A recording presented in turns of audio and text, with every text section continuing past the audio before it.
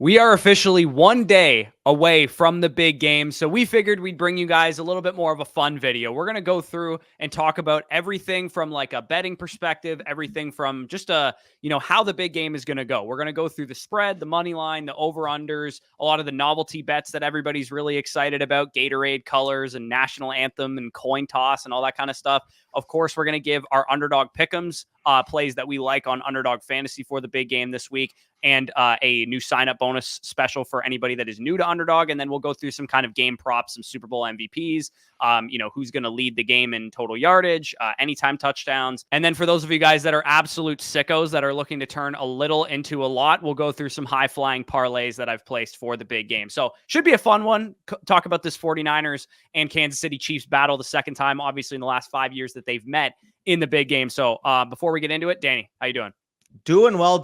And yes, we are finally at the Super Bowl after months and months of watching the regular season, the postseason. The last two teams standing are the Kansas City Chiefs and the San Francisco 49ers. You guys want to hear our thoughts on the game, who wins, who covers, and all of those superlatives and more you guys will find in today's video. But with that being said, let's waste no more time and let's get right into it.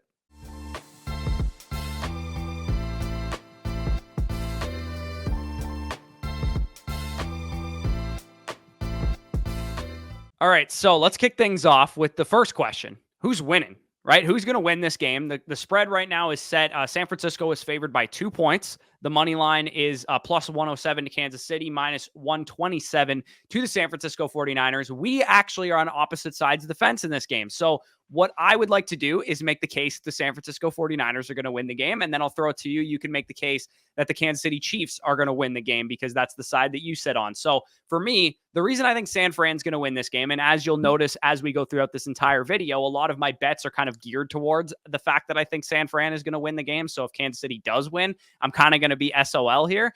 But the reason I think San Fran is going to win is because, Kyle Shanahan, a lot of this 49ers core, minus like Christian McCaffrey and a couple other guys, have been here before, which is also true for Kansas City, but they know what it's like to lose a Super Bowl. They know what it's like to, not make the proper execution, not make the proper adjustments that they need to make. So what I think Kyle Shanahan is going to lean on this time, not put the ball in his quarterback's hands like he did last time where Jimmy Garoppolo misses that throw to Emmanuel Sanders at the end of the game. He's going to want to establish the run. He's going to want to run this thing through Christian McCaffrey, and I think we are getting a Christian McCaffrey legacy game. This is going to cement his future Hall of Fame status, in my opinion. And I also do think that Deebo Samuel is the biggest chess piece possible in this game because we probably know this. A lot of people have talked about it when breaking down the Super Bowl already. Brandon Ayuk's got a really tough matchup. L'Jarius Sneed's going to be on him like white on rice. George Kittle's got a tougher matchup. They're pretty strong up the middle of that Chiefs defense. I think the chess pieces and the mismatches that we're looking for is the Christian McCaffrey running up the middle against the 27th ranked rush defense, a defense that's not good at defending pass catching running back specifically, and Deebo Samuel as the number 2 receiver, slot receiver, do-it-all weapon. They're also a bottom 10 defense against number 2 receivers, but they're a top 5 defense against number 1 receivers. So those two guys are going to be very crucial for the 49ers. Brock Purdy, don't make any mistakes. The 49ers defense is going to have their work cut out for them already. Don't give them any short fields or anything like that. So what I think is that the best unit in this game is the 49ers offense. And I think that is the unit that wins the game and seals the victory for Kyle Shanahan, for Brock Purdy, and the San Francisco 49ers. Yeah, schematically, I do think, like you said, the chess pieces would be Deebo, would be Christian McCaffrey in this game, getting them creative usage. Because if you're just going to line up your wide receivers on the outside against the Chiefs, they got good corners. Like you said, L'Jarius Sneed playing some very good ball, Trent McDuffie playing some very good ball. Like the Chiefs defense is peaking at the right moment. And like you said, the way you beat them is creative usage with your pass catchers and being able to establish a run. So if the 49ers were to win, that's the pathing. However, I got to go with Kansas City covering. In terms of the spread, I think they're going to cover the +2. In terms of the money line, because I'm going to win, I think they're going to win straight up. Plus 107, I'm willing to lay the juice. And historically, I've just learned betting against Patrick Mahomes is like betting against Tom Brady. When they make it to this type of game, you do not want to be on the other side of those quarterbacks. And in their last 22 games, the Chiefs are 17-4-1 against the spread as underdogs and have won 16 outright wins of the 22 games since they're being an underdog. Having a guy like Patrick Mahomes that erases the odds like that is honestly just special because we're looking at Patrick Mahomes throughout his playoff career. 17 playoff games recorded to this point, including this year's playoffs. He has had over 0.2 EPA per play. in 13 of his 17 playoff games, and 10 of his 17 playoff games has had over a 0.3 EPA per play. On top of all that, he's playing the best ball of his 2023 season in the playoffs against the Miami Dolphins, 0.37 EPA per play, against the Buffalo Bills, 0.57 EPA per play, the Bills killer himself, against the Baltimore Ravens, who we both believe is the number one defense in the league, 0.2 EPA per play. At this point, it's just tough for me to bet against Patrick Mahomes. And I do think that there's plays that can be had on the outside against these 49ers defense. They're really good up the spine, but maybe a big MVS catch, which we'll allude to in a little bit. Rashid Rice going off on the outside. I really do think if the Chiefs were to win this game, their outside passing attack is going to have to be really good, which I think it will be with Patrick Mahomes. And I think Isiah Pacheco is going to be running hard between the tackles. We'll get into how we see this game playing out in terms of the over-under, but I really do think at the end of the day, trusting Patrick Mahomes, who's been in this spot 3 times, who has the understanding. He's been on both sides of the spectrum. He's lost to your Tampa Bay Buccaneers in embarrassing fashion. He's beaten the Philadelphia Eagles. He's beaten the San Francisco 49ers before. It's just tough for me to go against him in the biggest game of the year. Yeah, well, let's outline that Buccaneers loss. And part of the reason I'm against Patrick Mahomes in this game is because I see a lot of similarities to that game, which is which team is more talented. That was the Buccaneers offense and the Buccaneers defense. Which team has the ability to create the most pressure in this game because Joe Thuney is going to be out, and the 49ers have a million pass rushers that are capable of getting after the quarterback. They got Bosa, of course. They got Armstead. They got Gregory. They got Chase Young. Like, they got a million dudes up front. Linebacker play is crucial. That's how we shut down Travis Kelce, right? It was Levante David on Travis Kelce. He took him out of the game. Fred Warner is even better. One of the few linebackers in the league that I would say is even better in coverage than Levante David. So I think that this game sets up very well for the 49ers defensively as well, because they also quietly were second in the NFL in takeaways this year, especially interceptions, and Mahomes threw 14 of them this season. So it's very possible that whatever quarterback turns the ball over, which is mostly the case in any football game in general, take care of the ball, you usually can win. Mahomes has been crystal clear this entire playoffs, hasn't turned the ball over one time. I think this is the game that he meets his match as a defense. And quickly, you made the comparison to that Bucs defense. The difference is that the Chiefs' offensive line, when they played you guys in that Super Bowl game, was decimated. And obviously, losing Joe Thuney is going to hurt them in this week's game. But I really think after that game, the front office woke up and truly rebuilt that offensive line with guys like Trey Smith added to the front, with Creed Humphrey added to the front. Their tackles still stink, man. Their tackles still stink. And that's where you don't want to be weak against this 49ers team. I know Donovan Smith very, very well. I watched him for a number of years as the Buccaneers player. He holds a lot, as does Jawan Taylor, as Nick Bosa said at his Super Bowl interview. That's going to be, again, another key to the game is you got to protect Mahomes on the outside, because if those 49ers pass rushers, and I feel like they're going to get up for this game, as they would because it's the Super Bowl. But like, you look at the matchup, you're feeling confident if you're Nick Bosa, if you're Chase Young, if you're those guys, because they don't scare you. Interior wise, they scare you a little bit. And again, their best offensive lineman in general, I think, is Joe Thuney. He's also the veteran guy there that's probably going to get everybody going. So I'm worried about this from Mahomes' perspective, the protection up front. And I actually have my own worries with San Francisco, being that I'm looking at Steve Spagnuolo having 2 weeks to prepare against Brock Purdy and throw him some packages he hasn't seen. The last time we saw a defense coordinator really get into Brock Purdy's head was Mike McDonald in that game against the Baltimore Ravens. And I really do think that speaks Steve Spagnuolo as a schemer, as a play caller defensively, is up to that par, one of the top 5 DCs in the league. So, I mean, it's going to allude to the fact that we both think that this game is going under, and the sharp money is 64% on the under right now. We kind of alluded to it, but why do you think this game is going under?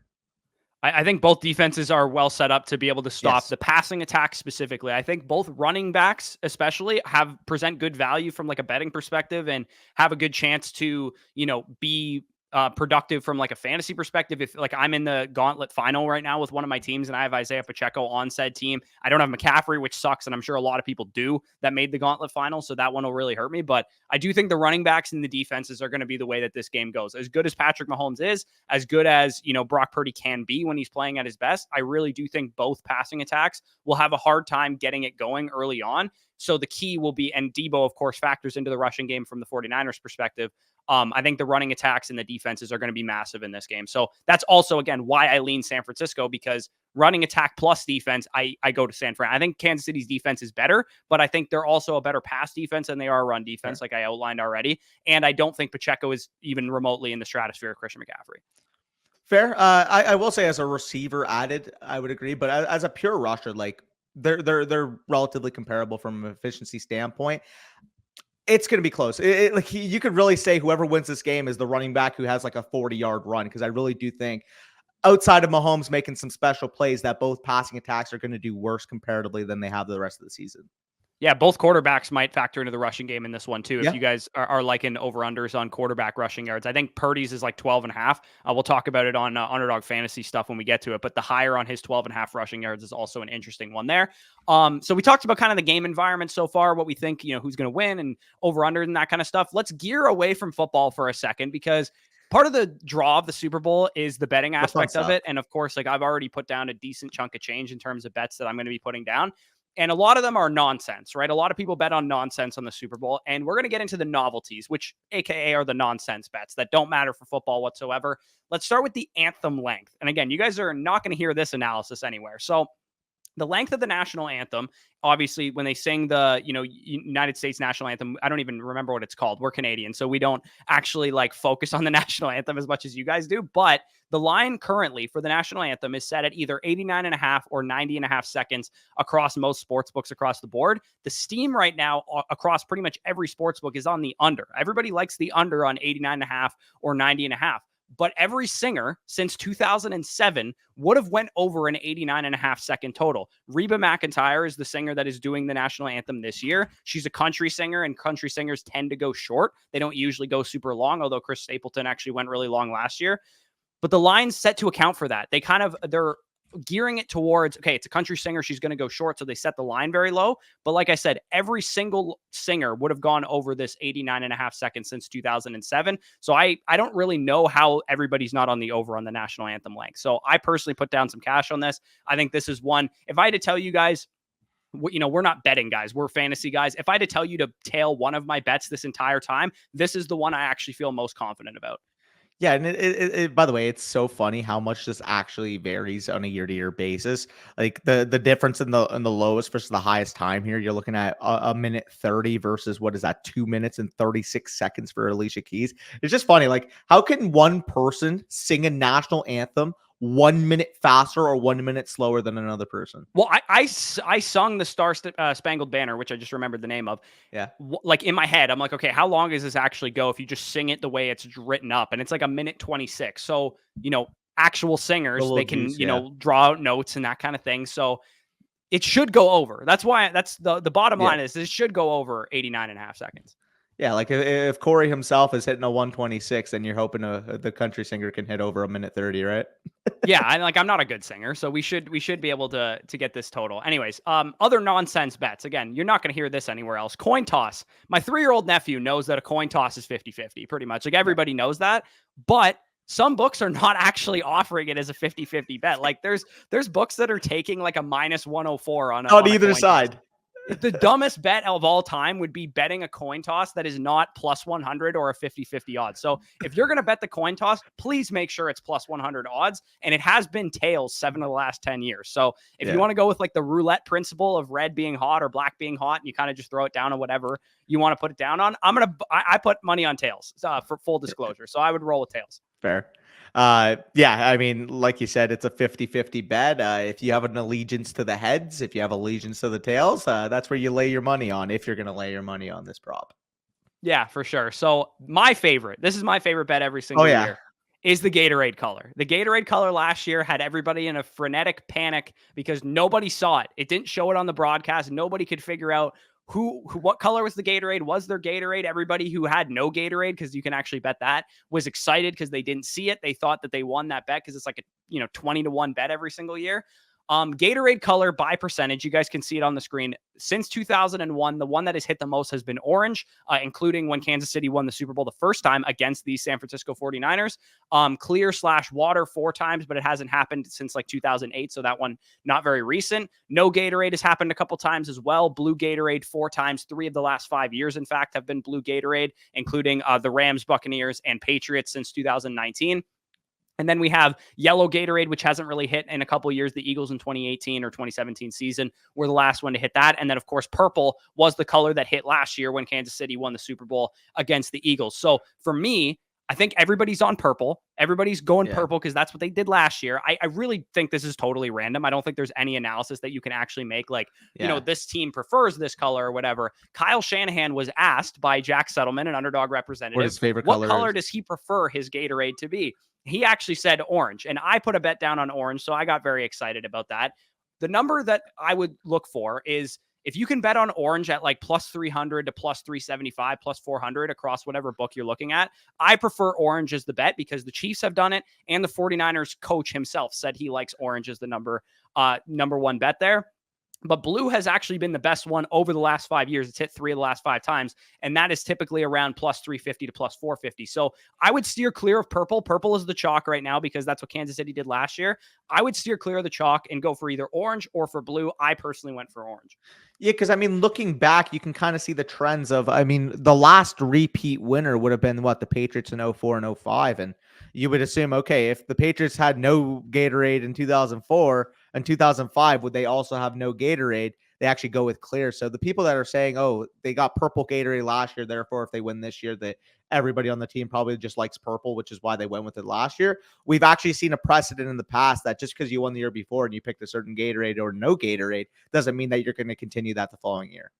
Yeah, and the Chiefs did orange in 2020 when they won the last Super Bowl that they won. So, sometimes there's a trend. The Patriots in 2019 went blue. They went in 2015, they went blue again. And, they went either none or clear in other years that they won the Super Bowl in the last 25 years or whatever. So there's kind of some, similarities that you can pull. And of course, maybe Tom Brady likes blue Gatorade. And that's why the Buccaneers went with blue as well when they won the Super Bowl. So maybe there's some precedent there. But as far as the Chiefs history, it's been purple and orange. And then Kyle Shanahan said orange. So for me, orange is pointing as the best bet. It's also hit the most of any team of the last 24 years or whatever. So orange to me is the one to go with.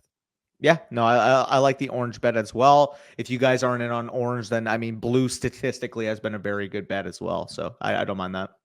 Yeah, for sure. So let's head on into the Underdog Pickems. So this one's a lot more focused on the actual game and player props. It's going to follow a pretty similar theme to what we kind of talked about already with how we see the game playing out. So I'll get things kicked off with my first Underdog player Pickem that I'm going to roll with here. That is Isiah Pacheco, 88.5 rushing plus receiving yards. I'm taking the higher on that number. And the reason I'm taking the higher is because 6 of his last 8 games, he's actually hit this total. So he's been really hot as of late. And the Lions, who smoked the 49ers on the ground last time that we saw the 49ers defense on the field, Gibbs, Montgomery, those guys were running like crazy. And with Isiah Pacheco, it looks like Jerick McKinnon's going to play in this game. He's listed as questionable officially, but Isiah Pacheco does have at least 4 targets in 5 of his last 7 games. And of course, when we're talking about rushing plus receiving yards, we'd ideally want him to get more catches because you average more yards per catch than you would per carry. So, and we know Pacheco too has breakaway 4.3 speed. So I like this total because as we talked about already, low scoring game potentially, defense is playing well. They're going to hand the ball off 20 times to Isiah Pacheco. And I think if he gets the ball 20 times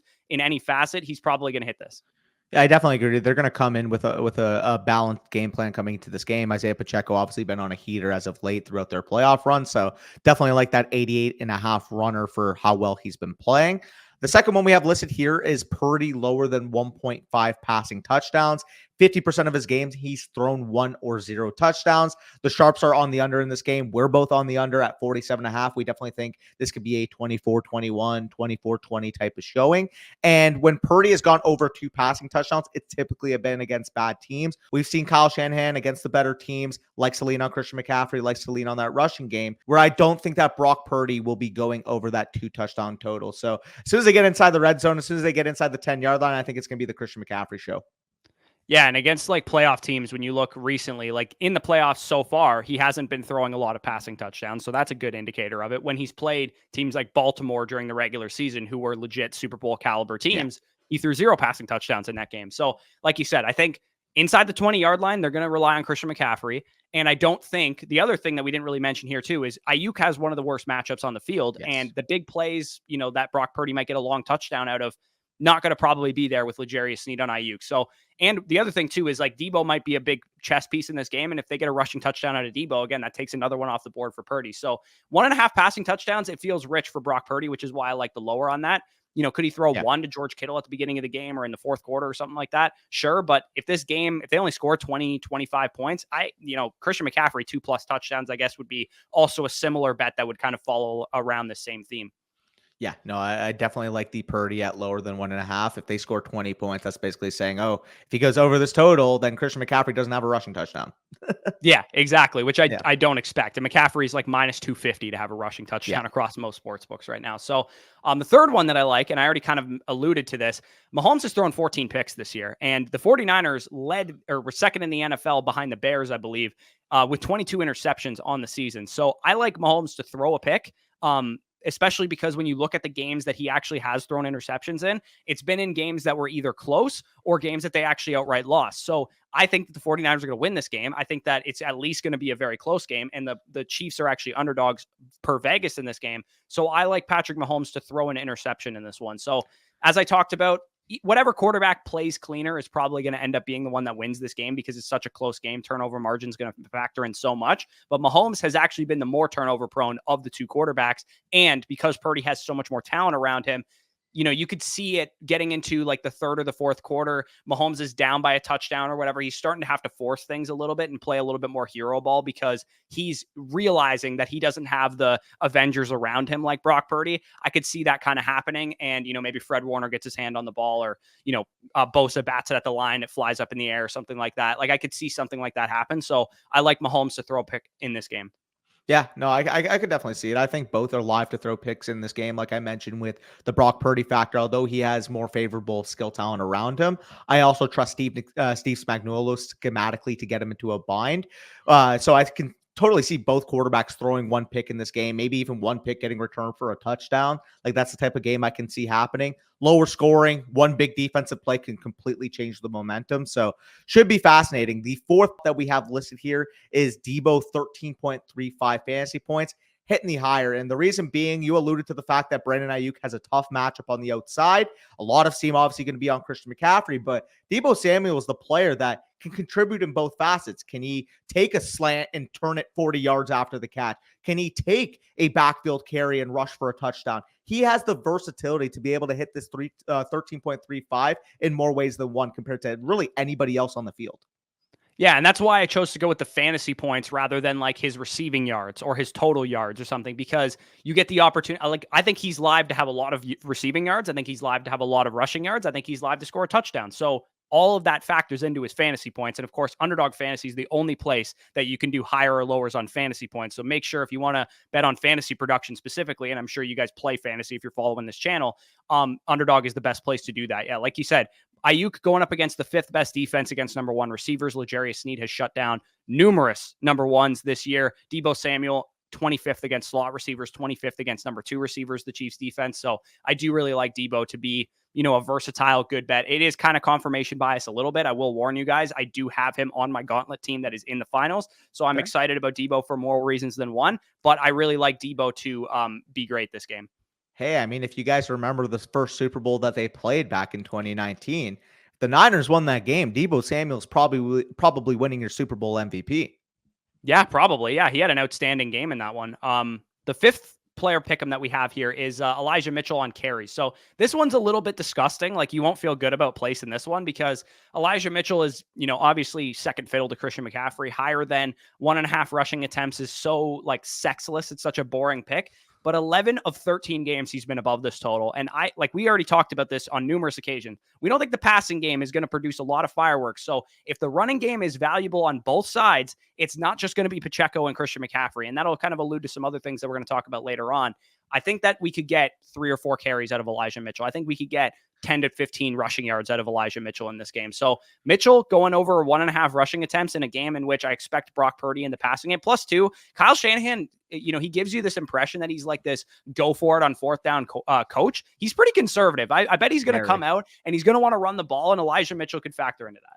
Yeah, Kyle Shanahan is a very conservative coach. Like, we've seen multiple times them taking like sub 20-yard field goals. Like, it's happened. But in terms of Elijah Mitchell specifically, I love this bet because, like you said, from a standalone standpoint, 11 of his 13 games, he's been above this total. But you also have the implied upside here. Now, I'm not wishing ill will on anybody, but if Christian McCaffrey were to go down in the first quarter, let's just say hammy starts acting up and Elijah Mitchell gets a drive, you can assume he's getting over 1.5 rushing attempts on that drive alone. So having so many outs, both from a standalone standpoint, as well as if Christian McCaffrey were to miss any period of time in this game, even if it's just a drive, love this bet because I think, like I said, more ways to hit this than one.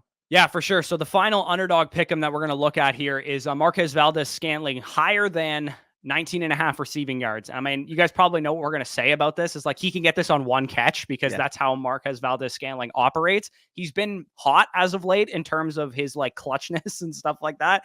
Again, this might be a bet against the 49ers if you think the Chiefs are going to win this game, because they're going to have to find different ways to get other people involved, because I really don't see the Chiefs winning this game simply by pounding Pacheco, Kelsey, and Rice dominating. I think it's going to have to be like a spread the ball out. Everybody contributes a play here and there, just like last year's Super Bowl, right? Sky Moore scores a touchdown. Kadarius Toney scores a touchdown. They had multiple contributors, and I think that's kind of what Mahomes brings out as like a leader of this team. So if Marquez Valdez-Scantling has one play for 40 yards down the field, maybe it's a touchdown, maybe it's just a long catch, I could definitely see this happening.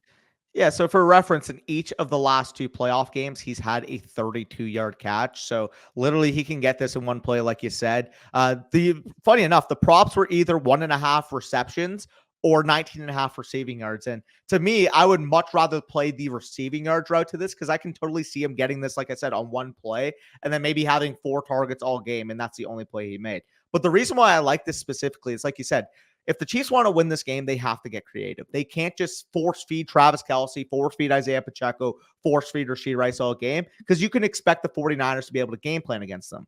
What they do have as a little Swiss Army knife to this offense is that 6'4", 4.35 speed receiver on the outside against the biggest weakness of the 49ers defense. Big plays on the boundary is what has killed the 49ers defense all year. And having a guy in Marquez Valdez-Scantling that can separate down the field, we just got to pray that his hands are good enough that he catches that opportunity. Yeah, literally. That's the only worry about MVS, right? Is that he drops it. But anyways, that's 6 underdog player pick'ems that we talked about. I did a TikTok on a couple other ones, although the spreads on those have actually moved a little bit. So that concludes our underdog section. And of course, make sure if you guys are not Underdog Fantasy members already, you can pair some of these pick'ems with the big game special that is available for new customers on Underdog Fantasy when you sign up using the promo code FSE. New customers will get this half total yard Patrick Mahomes pick'em that they can use. So you could pair up, maybe you really liked our analysis on Deebo and you really liked our analysis on MVS and Elijah Mitchell. You can pair those 3 together, add in this Patrick Mahomes half total yards, and then you could win 10x your money. Or if you liked 5 of ours, then you could win 20x your money. So when you sign up, make sure to use promo code FSE on the big game, get some skin in the game. And when you sign up, you get 100% back on whatever you put in, up to $100. So if you want to put some real skin in the game, put $100 in on Underdog Fantasy and get ready to go, you'll actually have $200 on the site to play with, and you could play some pick'ems. You could do some DFS drafts, whatever you want to do over there. They got you covered. Official show sponsor. You guys know we really appreciate all your support, but you can support us even more by checking out Underdog Fantasy and getting some skin in the game. So let's speed through these last couple because I think they should be kind of straightforward. Everybody wants to bet on Super Bowl MVP. In my opinion, if you are going, and you're going to say the same thing, if you are going to bet, it's 3 players. It's literally 3 players. If you're not betting on these 3 players, you're getting really wacky and out there. That's the only route, because betting on Rashee Rice to win Super Bowl MVP or betting on Travis Kelce to winning Super Bowl MVP or whatever, maybe Kelce presents a little bit of, odds and upside because of the whole Taylor Swift nature of it. But in my opinion, if the Chiefs win, it's Mahomes. You're better off betting the money line of the Kansas City Chiefs to win the game than Patrick Mahomes on the juice that he's getting. Agreed. But I think the real value opportunity, as I've talked about throughout this entire video, the Chiefs are 5th in pass defense DVOA to quarterbacks. They are 27th in DVOA to running backs. It is a better matchup for Christian McCaffrey than it is for Brock Purdy. And common sense to me tells me that these guys should be relatively close in odds to begin with to win Super Bowl MVP. And it is actually a pretty large disparity between the 2 guys. You got one guy like plus 200 to plus 275, and then the other guy's like plus 450 to plus 500. I like McCaffrey to win Super Bowl MVP. I personally laid my biggest bet of the entire Super Bowl on Christian McCaffrey to win Super Bowl MVP, because I think if the 49ers win, rationally, I think that's why they win. It's because Christian McCaffrey had a day. The discrepancy right now between McCaffrey and Purdy, like you said, they should be relatively even odds, even if you slightly prefer Purdy's odds. McCaffrey should be within striking distance. I mean, they finished 3rd and 4th in MVP voting. Like, they were always viewed as close in terms of value to the team throughout the season. And if anything, the 1-game sample size can prove the running back having a bigger value than the quarterback in a singular game. Obviously, across a 17-game season, you would favor the quarterback value, but the running back value in this particular game, if Christian McCaffrey has 180 yards from scrimmage and 2 touchdowns, you have the out to that. And on top of that, I really want to talk about the Chiefs side of things. If you're going to bet Patrick Mahomes MVP, just bet the Chiefs money line. Like, realistically, I understand maybe you want that extra little bit of juice that you're going to get, but from a value perspective, like, you're getting all the bullshit where if they had like 2 returning interceptions for a touchdowns or Isiah Pacheco running wild, if you think that Patrick Mahomes is going to win MVP, just bet the Chiefs money line. I really do think that's the case. In terms of the 49ers, like you said, it's most likely going to be Purdy or Christian McCaffrey in this. The long shot, I do still like Deebo Samuel because he can contribute in the rushing game. If he were to have a rushing touchdown and 2 receiving touchdowns and maybe Purdy threw 1 or 2 interceptions in this game, I can see them giving it to Deebo Samuel. So that's the only real long shot player that I like outside of the main 3. If you're going to get really crazy, I don't hate going a defensive player because, as we've talked about, we like the under in this game. Maybe I would be way less likely to do this on the Chiefs side. I think if the Chiefs win the game, even if Mahomes doesn't play well, he's probably going to win MVP. If you went with a defensive player, maybe L'Jarius Sneed shuts down Ayuk. He has an interception for a touchdown or something. Maybe Chris Jones has 2 or 3 sacks, strip sacks, something like that. I wouldn't get too cute with those guys. The defensive players that I do like to bet on are on the San Francisco 49ers, specifically the 2 linebackers, Fred Warner and Dre Greenlaw, both big play threats. Travis Kelce's going to get a lot of pub in this game because of Taylor Swift. If Fred Warner is on him like white on rice and he gets an interception for a touchdown or a couple pass breakups or an interception, a sack, or something like that, Fred Warner's like 20, 30 to 1 on most books right now. And Dre Greenlaw is like 50 or 60 to 1 right now. So if you're going to get really crazy, you got $2 left in your account or something, and you just want to throw it on something that could win you $1,000 on $2.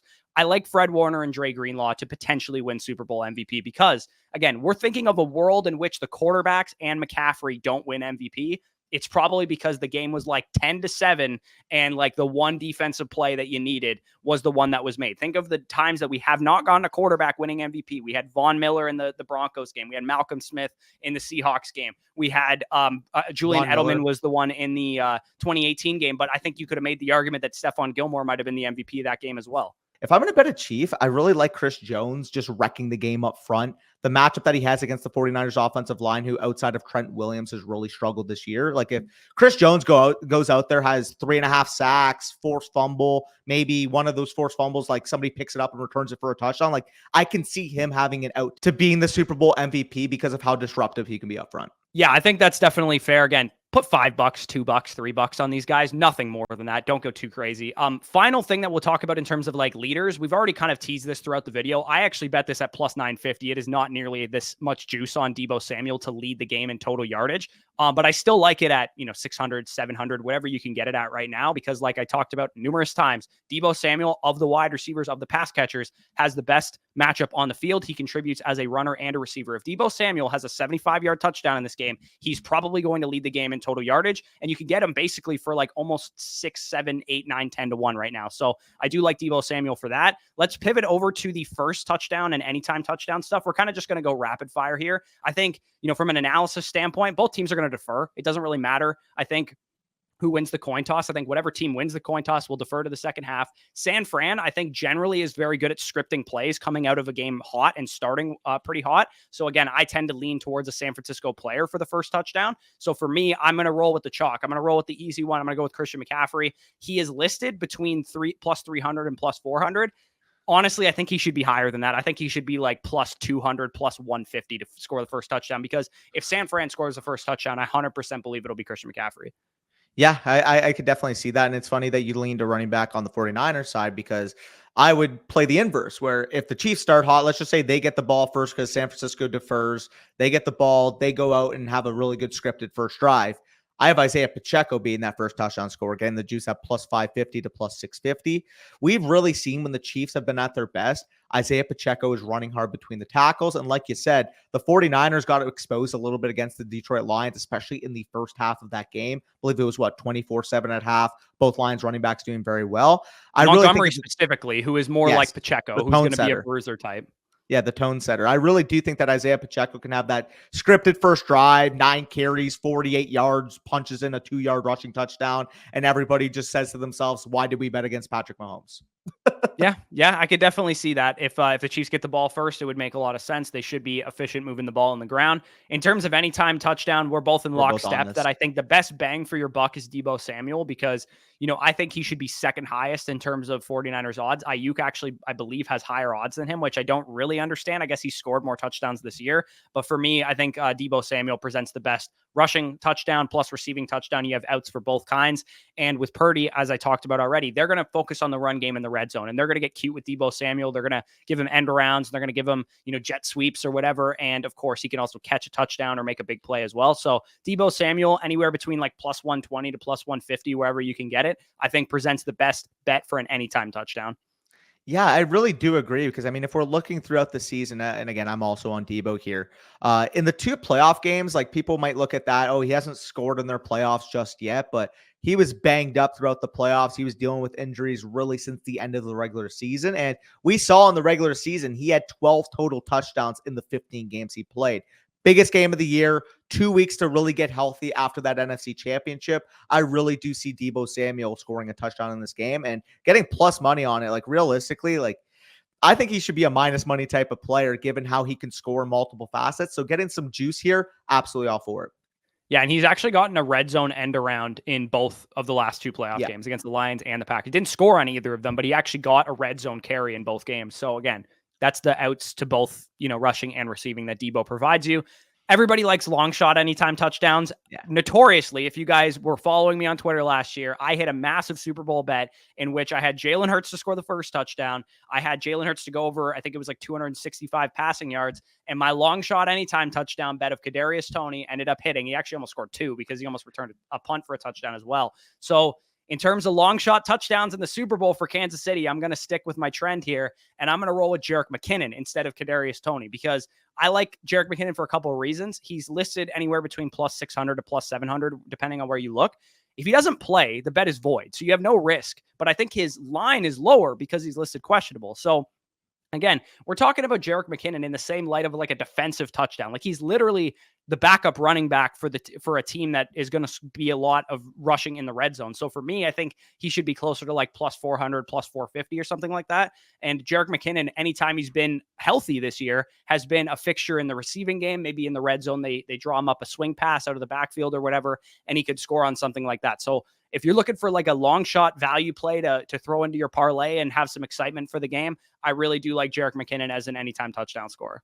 Yeah, I really like that juice on Jerick McKinnon. I think that's a very solid bet as well. And we've seen, design touches for him in the red zone from Andy Reid, from Patrick Mahomes. So a couple of votes to be able to hit that both on the ground and through the air, kind of like the running back Deebo Samuel of the Chiefs offense, if that makes sense. So like that. And I'm actually going to play the other card. If the Chiefs have a big time explosive, 30-yard play down the field, score a touchdown. Marquez Valdez-Scantling, I already mentioned over 19.5 receiving yards that he can hit in one play. Well, this would just be, if that 19.5, 20-yard reception ends up scoring a touchdown, you can add plus 600 to that. Yeah, absolutely. Yeah, those totally make some sense. I think MVS is also, he's a big target too. He doesn't get red zone targets very often, but it's possible he does in this game. So to close out this video, we're going to just show you guys a couple high flying parlays. These are bets that I've actually placed. Again, I'm not a betting advice person. These are totally not these are not advised plays to play. Like they're long shots. You got to be okay with losing this money. So only spend what you can. But if you want to do some format like I did last year, where you have a first touchdown score, a regular player prop, and then an anytime touchdown score, I've placed a couple bets along the same line. So I got a Travis Kelce first touchdown. Of course, that would blow up Twitter. We all know what would happen if Travis Kelce scores the first touchdown of the game. Deebo Samuel anytime touchdown, and then Brandon Ayuk over 4.5 receptions. Everybody's really down on Ayuk because of the L'Jarius Sneed matchup. This number has been steamed right down. I think over 4.5 receptions was like plus 125 steam on the over there. So I really like that for Ayuk. And then a couple other ones here. I told you I don't really want to get cute with the first touchdown. So I have a McCaffrey first touchdown, 70 plus alternate receiving yards for Deebo Samuel. Of course, he can get that in one play if he wanted to. And then I have under 4.5 receptions for Christian McCaffrey, just because it's a really high total. Like he can have a great game and not catch more than 5 passes. Like that's a really high total for a running back. So that's why I bet that. And then if you guys want to get really sick, out there, we got the MVS first touchdown score. Brock Purdy, anytime touchdown score, you'd have to run that in, and then over 245.5 passing yards for Brock Purdy as well. So if you want to get sick, if you want to get twisted, you could tail some of these same game parlays, but I would say you're probably better off going over to Underdog Fantasy and doing some player pick'ems and, that kind of thing, because it's just a much better bang for your buck that way. And of course, as we talked about, Underdog Fantasy, official show sponsor of this video. If you guys have not signed up over on Underdog, you can get 100% back up to $100 for the big game. You'll also have that big game special of Patrick Mahomes half total yard to add to your pick'em entry. So if you put in $10 on the site to play with, you'll have $20 on there, and you can use that bonus Patrick Mahomes special when you use the promo code FSE. And you do have to use that promo code FSE to get those big game specials. So make sure to check them out if you're interested. Link will be down below in the pinned comment for the Underdog offer. And of course, make sure to check out everything we're doing over at Flock Fantasy. Again, this is totally unrelated to what we do. If you guys are just betting content consumers and you play fantasy football as well, make sure to hit that subscribe button, because you might have been tossed over here via the algorithm as well. But Danny, anything before we head out and sign off here? Again, 49ers to win. That is who I'm rooting for. It looks like Danny's on Team Kansas City here. No, all I would suggest is make sure you get your bets in today, because by tomorrow, once the booze starts coming in, once the Super Bowl food starts coming in, maybe you'll forget. So make sure you place your bets today so you don't forget. Yeah, and make sure you leave your phone in the other room. You don't want to be placing halftime bets to try and recoup the cash you lost in the first half. But anyways, enjoy your Super Bowl parties. Peace out, and we'll talk to you soon.